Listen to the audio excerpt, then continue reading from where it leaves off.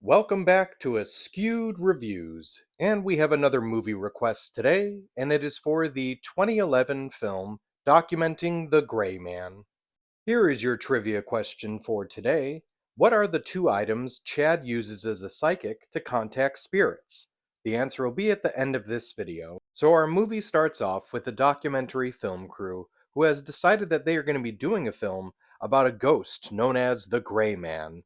But these people have decided that they're not going to just do this because they like ghost hunting. No, no, no. They want to get some money and acclaim for putting together a ghost movie. So the documentary crew consists of Mitch, the team leader, Lisa, the researcher, Chad, the psychic, who is not actually psychic, they just pretend that he is, so they can hopefully get better scenes for the documentary, even if it means screwing with a family who's actually in some dire need for help. Jessica, who handles the technical gear, and Larry, the videographer, who is also quite the pervert. So they all travel to the home where supposedly the Gray Man is haunting a family, specifically the Sims family. And that family consists of Rebecca, Joseph, and their daughter Katie. There's also a groundskeeper who has seen some things as well. So, anyone else besides me who saw this film, did you at all feel like there was some weird secret relationship between the groundskeeper and the dad?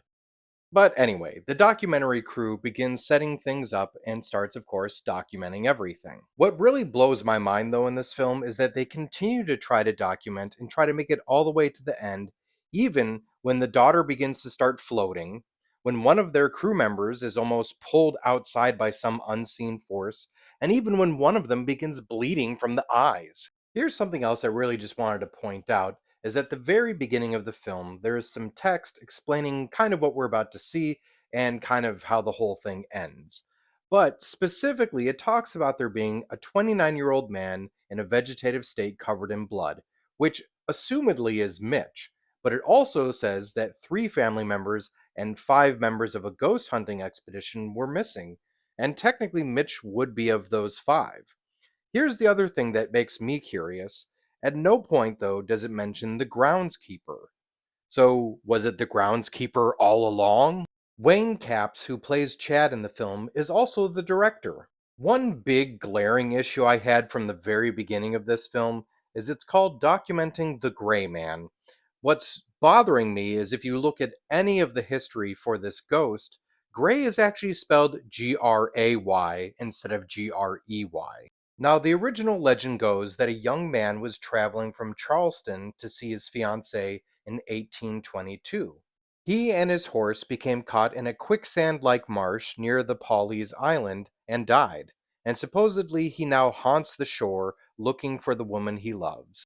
Now, most accounts of the Gray Man are about him whispering into people's ears, warning them of impending storms that are coming. There are accounts of the ghost appearing before Hurricane Hugo in 1989 and before Hurricane Florence in 2018. The first time that the legend appeared in a book was in the Waccamaw Plantations by Julian Stevenson Bollock in 1946. The story of the Gray Man even received national attention with an episode of Unsolved Mysteries in 1990. There was a couple named Jim and Clara Moore who recounted their story before Hurricane Hugo when they saw a man on the beach and he disappeared when they waved at him. Their home was spared, but all of their neighbors' homes were heavily damaged. The movie takes place in Pawleys Island, South Carolina, but it was actually filmed in the Isle of Palms in South Carolina. So when it comes to the film documenting the Gray Man, I unfortunately did not really enjoy this movie. I felt the acting was pretty bad, the story was okay at times, but still not great. So I'm going to give this movie a 1 out of 5. And if you do want to see more movies like this one, I would honestly recommend the Paranormal Activity movies more than I would this film. Now, as for the trivia question from the beginning of this episode, what are the two items Chad uses as a psychic to contact spirits?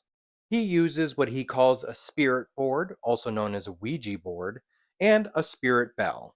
I hope you enjoyed this episode of Askewed Reviews. If there is a movie you'd like to see get a review, just mention it in the comments.